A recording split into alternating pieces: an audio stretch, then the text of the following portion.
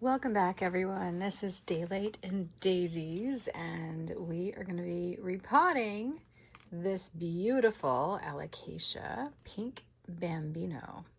Love this plant. Oh my goodness. This was one of those plants that from the minute I saw it, I stopped in my tracks. I was actually looking for something else. I had known about this plant and I hadn't really ever seen it at anywhere, and then poof, there it was, just at my local garden center. Yeah, I know, lucky, right? Not too many of them available for sure. And so I've had it growing for a little while, but then I noticed that I had meant to repot it and I didn't, and it was growing in that like seedling soil mix. And although I was really careful to underwater it and not overwater it, I realized that I better get this thing out of this because this little death trap is terrible. Now, this kind of does work in greenhouses because they're so hot. So you've got heat, humidity, and they let it dry out. And so it's not a tragic thing for these poor babies to be there, but they don't survive very well unless they get some kind of care. And they'll usually get edema if they're overwatered because they hate to be wet and soggy. So I have this wet right now because I wanted to loosen this and get it out. Let me get like a little spike so I can go through it. Getting this little, this was like the seedling, the little seedling casing off. I'll tell you a little bit about what I know about this plant. So like most alocasias, they like humidity. They don't like to be wet. So, having it in this peat moss that's like the seedling moss just doesn't make any sense. But for a greenhouse that's really super hot and super humid and only gets watered and then everything gets really, really dry, this would be okay for a while. But like then you take it home and you put it in a house or like in a growth cabinet and it stays so wet, it doesn't dry out. So the not drying out part is what will make the roots swell and then rot, and it will cause edema. And so then your pretty pink won't stay and the leaves won't be pretty. It won't hang on to leaves. This one's got fresh growth. It's in really, really good condition. But I'm going to be taking it out of this, and I won't be using soil. I'll be doing a soilless mixture. So for me, it's going to be, for my alocasias, I like to use small leca and vermiculite and perlite. Around as they start to develop more, sometimes depending on how the plant is doing, I might start converting it a little bit to like my philodendron mix, but for the most part, I like a pond-esque mix. Not pond itself, but like semi-hydro, heavy on the leca, because the leca will dry out, and I feel like these plants just need a little chance to dry out. But then I still amend it with the perlite when they're young, the perlite and the vermiculite, until I feel that they don't need it anymore. And that's how I know that I'm keeping them moisturized.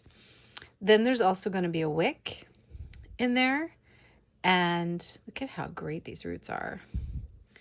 This is also such a spider mite magnet. And I have to say, anytime I've ever gotten a plant from a greenhouse, it's gonna have pests.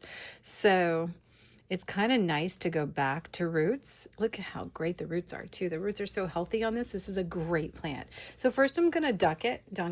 This is the end all, which is terrific for cleaning the plants. And then I'm gonna dunk it in some water. So very, very carefully, we're gonna let those leaves go in there. Just dunk them in. And then we're going to dunk the roots. Rinse those off. How great. Okay, now I'm going to take this to my sink and I'm just going to rinse off the rest and clean this out. So I will be right back and I'll show you what I've got. Okay, we're back. So typically I'm really happy with this. This is great. So it's such a beautiful plant. So we have lots and lots of leaves. You know, it's okay if it drops 1 or 2 leaves when I first switch it over. It's not going to be a catastrophe. But what I intend on putting it in is this with a wick, and then in a situation like that where I can keep track of the water and the wick is long enough to reach the bottom and pull the water into the substrate.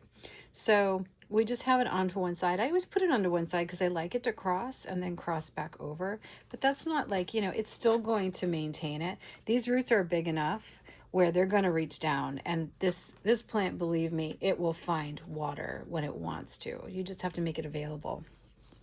So we're going to put a little bit of leca in the bottom. And that's like the more dry area, so they're just not going to stay super, super wet down there. And then we're going to put our little root crack on the roots. And this just really gives it a nice head start. Then I'm just going to kind of twist around a little bit, get them settled in there, and look for the wick. And I want the wick kind of like going across, right? And then we put a little bit over it, right?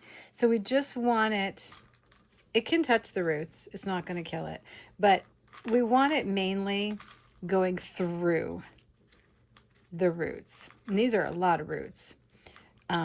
And they're going to find their way. Like I said, I'm just kind of winding them around right now because I just want them to be not crushed, you know. So now that I got it in place, now I can backfill, and you're going to see a lot more of the vermiculite and the perlite start to surround that root ball. And that's the part that keeps it a little more hydrated. Now, there's a little balance here for me. If I feel like the plant wants more moisture, then I might actually do a little more perlite and vermiculite than you see here.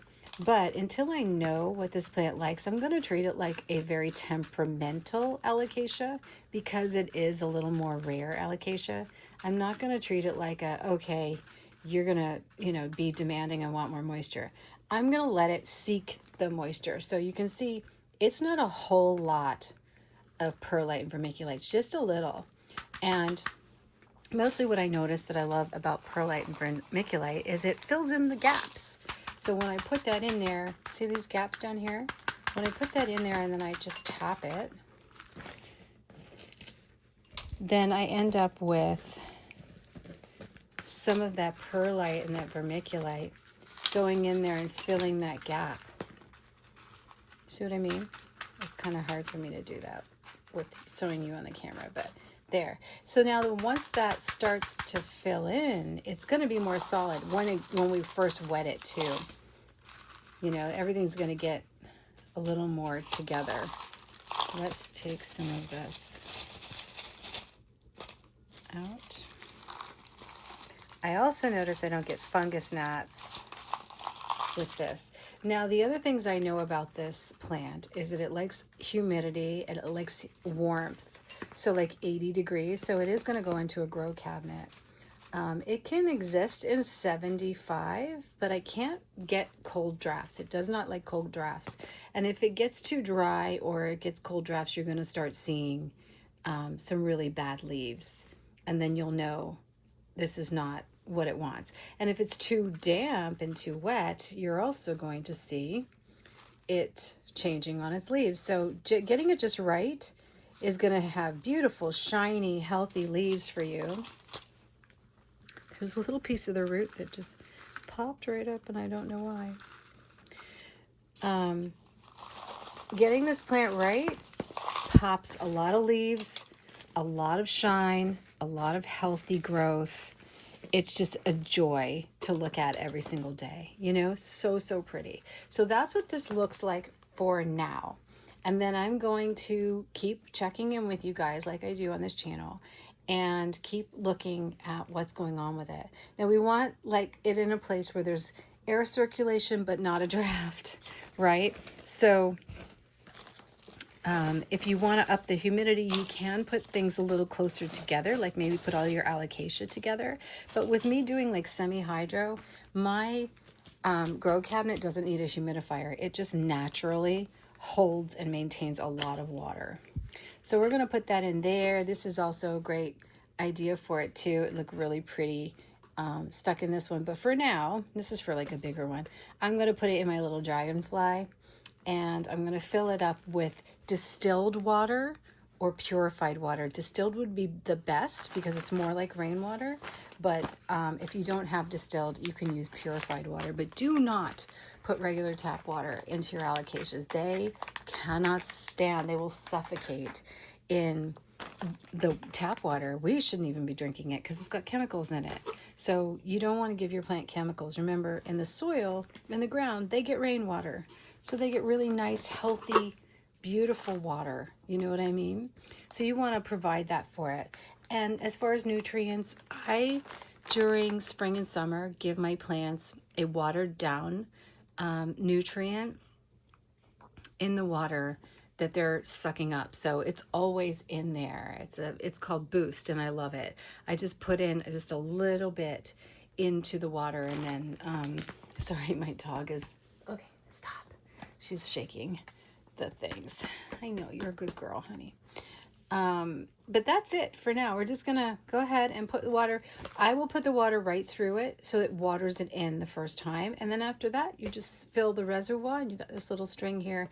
And then you can like see the roots, you know, this is the best part, is if those roots are coming through here and they're intertwining in here, then that's great. If it's getting too wet, it's gonna drop leaves, you know, and you're gonna see it on the leaves. If it's too dry, it's gonna look droopy, and you might see some crusting around the things. So it's pretty easy to read alocasia, you know, because they're really dramatic. But what you don't want is root rot. You'd have to cut that off and just kind of like, I would reroot it in perlite vermiculite myself if I needed to. But for right now, we're good. Let's just let it exist, have fun, and we'll just enjoy this beautiful plant. Thank you, as always, for hanging out with me here at Daylight and Daisies. I hope you're enjoying my indoor and outdoor little specialty videos. I do have a blog post with everything that I know about this beautiful plant on my blog. I will link it in the description box for you if you'd like to go and check it out. And if I get any babies, I'll list them for sale. So if this just, you know, continues to grow and puts out corms, I'll grow them, and then I'll put them in my plant shop for sale so that you guys can get this beautiful plant for yourself, because this is a really, really nice version. I think it's just gorgeous. I mean, it's got like, its older leaf is like dark, dark green, and then it's like dark green and like almost a half moon with this bright green and beautiful veins, and then lots of pastel pink and almost like a Friedek, and then this beautiful leaf. I mean, look at this variegation. It's stunning, and it's not even crisping where the pink is. So it's practically, you know, pinky in it. There's no drying of the leaves. It's just gorgeous. Anyway, I'm going to enjoy this one. I really love it. I hope you do too. If you guys have decided to grow this plant, I would love to hear what you're growing it in. If you're going to take my video and do my method, or if you're going to do a little bit of an alteration for your own environment, please let me know in the comments, because I'd love to discuss this plant. I really love it, and I'm just really excited to keep it going and keep it growing. Have a great day. Talk to you later. Bye.